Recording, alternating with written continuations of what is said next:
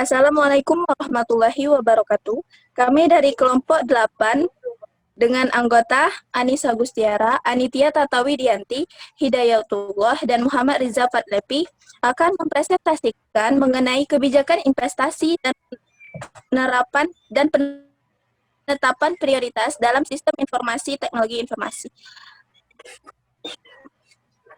Banyak investasi sekarang lebih seperti usaha baru atau inisiatif bisnis di mana aspek keuangan hasil hanya bisa ditebak dan teknologi hanya satu komponen dari program perubahan besar dalam kebanyakan kasus. Tidak semua permintaan dapat dipenuhi dan prioritas yang harus ditetapkan. Jika tidak ada pendekatan pembenaran yang konsisten diikuti aplikasi manfaat mungkin ditangguhkan, sehingga mereka memberikan kontribusi yang lebih rendah untuk menekan. Satu-satunya faktor tambahan dengan asumsi sistem tidak tergantung secara berurutan adalah jumlah sumber yang dikonsumsi. Faktor yang membatasi biasanya adalah orang. Dalam kuantitas atau kualitas, keterampilan atau pengetahuan tertentu, pengaturan prioritas hendaknya memungkinkan pengambilan maksimal dari penggunaan sumber daya itu. Kebijakan investasi. 1. Penjelasan umum. Menurut pandangan Ken, tahun 1955, investasi TI sebagai istilah yang berlaku untuk berinvestasi peralatan, aplikasi, layanan, dan teknologi. Sedangkan Well dan Olson tahun 1989 melihat investasi TI sebagai biaya yang berhubungan dengan perolehan komputer, komunikasi, perangkat lunak, jaringan, dan personil untuk mengelola dan mengoperasikan sistem informasi manajemen. Dapat ditarik kesimpulan bahwa investasi teknologi informasi merupakan keputusan yang diambil oleh organisasi untuk meningkatkan sumber daya dan pengeluaran biaya yang nyata dari teknologi informasi dengan harapan manfaat dari pengeluaran tersebut mencapai nilai dari apa yang diharapkan. Proses investasi teknologi informasi terdiri dari 3 tahap fundamental, yaitu tahap seleksi, kontrol, dan evaluasi.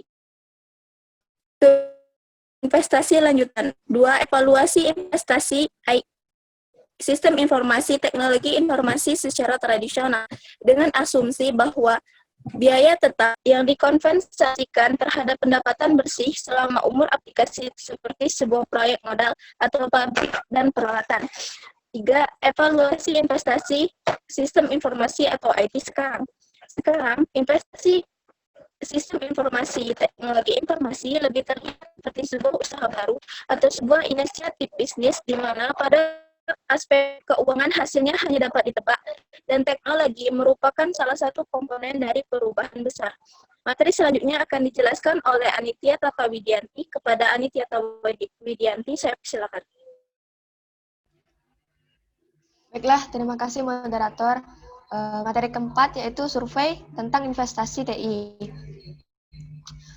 Pertama itu ada Cookie and Paris tahun 1992. 70% perusahaan itu tidak ada justifikasi formal dan evaluasi investasi TI. Yang kedua itu ada Farby, Land and Target 1992. Hanya 50% dari proyek dilakukan penilaian pra-investasi, kurang dari 25% menggunakan metode yang formal yang dikenali, dan hanya 30% yang melakukan penilaian hasil proyek. Menurut Ballantyne, Galliers and Stray 1994, serta Wilcox and Lester 1994, sebelumnya ya, teknis analisis finansial tradisional masih sering dipergunakan, tetapi semakin sulit dipergunakan untuk melakukan kuantifikasi. Next.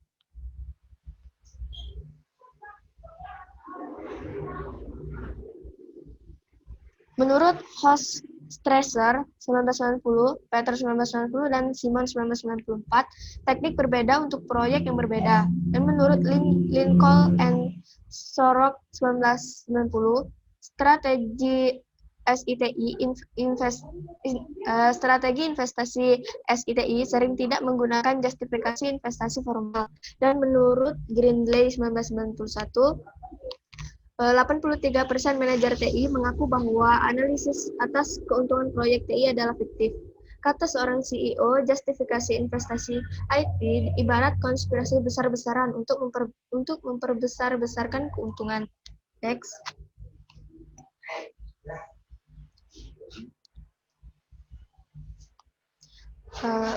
Adapun beberapa isu-isu terkait dengan kebijakan investasi, antara lain, perlu disadari bahwa ada kos untuk investasi teknologi infrastruktur.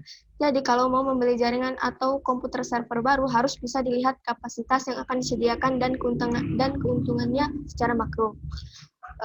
Juga ada problem di mana investasi IT dihitung nilainya terdepresiasi habis-habisan, tetapi sebenarnya masih bernilai.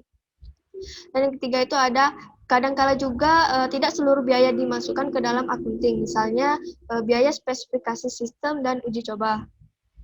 Next. Materi selanjutnya itu adalah keterukuran investasi TI. Yang pertama, meskipun penting untuk melakukan kuantifikasi secara finansial, perlu kita sadari bahwa tidak mungkin membuat seluruh faktor terkalkulasi secara finansial. Kedua, nanti effortnya berlebihan untuk membuat kalkulasi finansial, padahal ada beberapa pendekatan lain. Yang ketiga, sebagai contoh untuk peningkatan moral pegawai ini bisa dilakukan dengan survei. Yang terakhir, yang penting adalah investasi dan keuntungannya itu dapat terukur. Baiklah, saya kembalikan ke moderator. Terima kasih atas materi yang telah disampaikan oleh Anitya. Selanjutnya penyampaian materi dari Muhammad Riza Fatlepi. Kepadanya kami persilakan. Penetapan prioritas. Dalam lingkungan kompetisi, penentuan prioritas investasi teknologi TI harus selaras dan mendukung investasi strategi bisnis sehingga nilai bisnis dapat dimaksimalkan dan ancaman kompetisi dapat diminimalkan. Prioritas investasi di bidang TI menjadi perhatian perusahaan karena adanya keterbatasan sumber daya yang tidak dapat dihindari, meliputi sumber daya finansial dan sumber daya manusia. Alasan lain adalah kesuksesan proses prioritas tersebut merupakan kunci keunggulan kompetisi dan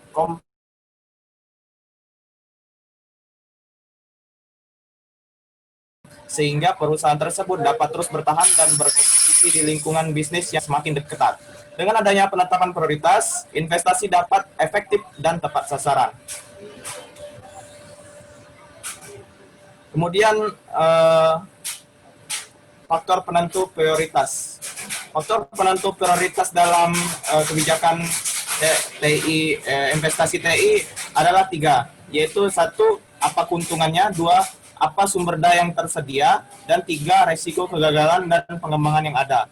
Sehingga faktor ini harus diperhatikan dalam investasi SI dan TI. Selanjutnya metode penentuan prioritas akan saya kembalikan ke moderator. Pada moderator saya persilakan.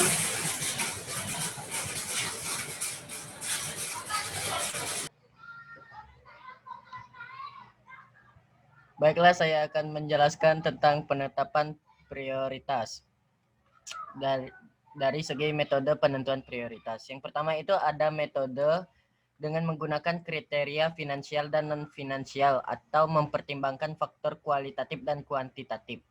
Model atau metode tradisional yang banyak dipakai sektor industri dalam memutuskan sebuah investasi adalah dengan menggunakan kriteria finansial, di mana kriteria utama yang digunakan berdasarkan biaya keuntungan. Penggunaan tunggal metode ini tidak dapat menilai semua keuntungan yang didapat dari sebuah investasi. Sebab lain adalah para eksekutif tidak memahami bagaimana TI dapat diimplementasikan dengan efektif sehingga pada akhirnya TI hanya dilihat dari segi teknis daripada pendekatan bisnis. Metode yang menggunakan kriteria finansial meliputi DCF atau Discounted Cash Flow seperti Net Present Value (NPV), Internal Rate of Return, dan Profitability Index Method. Kriteria finansial lain meliputi Average Rate of Return, Payback Method, dan Budgetary Constraints berdasarkan bacaan 1992. Banyak peneliti yang mencoba menggabungkan aspek finansial dan non-finansial atau memakai metode pengukuran lebih dari satu macam agar dapat menghasilkan keputusan investasi yang lebih baik. Dua, itu ada metode yang menggunakan scoring method yang diajukan oleh Kim. Metode ini menggunakan spektrum luas dari bisnis objektif dan menetapkan indikator kontribusi yang penting untuk mencapai tujuannya melalui Delphi Survey Method dan AHP Pairwise Comparison. Yang ketiga itu ada metode dengan menggunakan QFD yang diajukan oleh Hans 1998. QFD atau Quality Function Deployment pertama kali digunakan untuk perencanaan produk dengan memperhatikan kebutuhan pelanggan. Saat ini QFD digunakan pada area pengembangan produk, manajemen kualitas, analisa keinginan pelanggan, perencanaan, rekayasa, pembuatan keputusan, dan manajemen. Han mencoba menggunakan QFD yang diaplikasikan pada proses penentuan prioritas investasi melalui model tahapan perencanaan strategis, di mana di dalamnya terdapat komponen evaluasi sistematis yang penting, yaitu validitas eksternal dan konsistensi internal. Sedangkan konsistensi internal merujuk pada kesesuaian suatu aksi yang dilakukan pada satu level. Kemudian aksi tersebut dioperasikan pada level berikutnya dengan benar. Konsistensi internal merupakan fokus yang paling dominan pada setiap metodologi perencanaan SI. Yang keempat dan merupakan yang terakhir yaitu langkah penentuan prioritas investasi SITI. Yang dimana langkah-langkahnya adalah sebagai berikut. Yang pertama, ada menentukan derajat kepentingan fleksibilitas dan derajat kepentingan efisiensi masing-masing investasi. Kedua, itu menentukan nilai akhir bobot kepentingan masing-masing investasi TI. Yang ketiga, ada menentukan prioritas investasi TI berdasarkan urutan bobot kepentingan akhir. Dan yang keempat, menentukan jalur atau path prioritas pada grid prioritas investasi. Baiklah, mungkin itu saja dari penjelasan saya. Saya kembalikan ke moderator. Terima kasih atas penjelasan dari Hidayatullah. Itulah presentasi dari kelompok kami. Kami memohon maaf jika ada salah kata. Kepada Allah kami memohon ampun. Wassalamualaikum warahmatullahi wabarakatuh.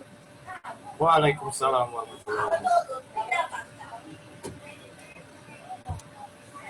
Ya, selesai sih.